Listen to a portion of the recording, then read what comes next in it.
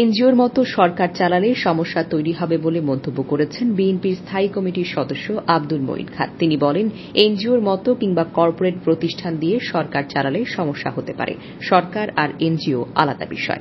আজ বৃহস্পতিবার রাজধানীর বনানীতে গবেষণা প্রতিষ্ঠান পলিসি রিসার্চ ইনস্টিটিউটের এক সেমিনারে প্রধান অতিথির বক্তব্যে এসব কথা বলেন আব্দুল মঈন খান।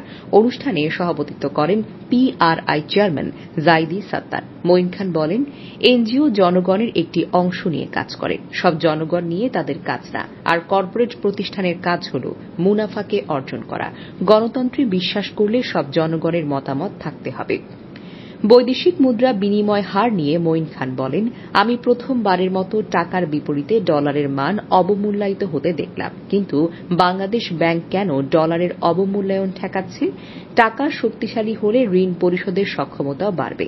দুর্বল ব্যাংকগুলোকে টাকা ছাপিয়ে সহায়তা করা নিয়েও প্রশ্ন তোলেন তিনি।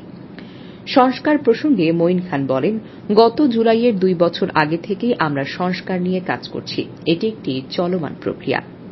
এমন আরও খবর পেতে জেড টিভিকে সাবস্ক্রাইব করে পাশেই থাকুন।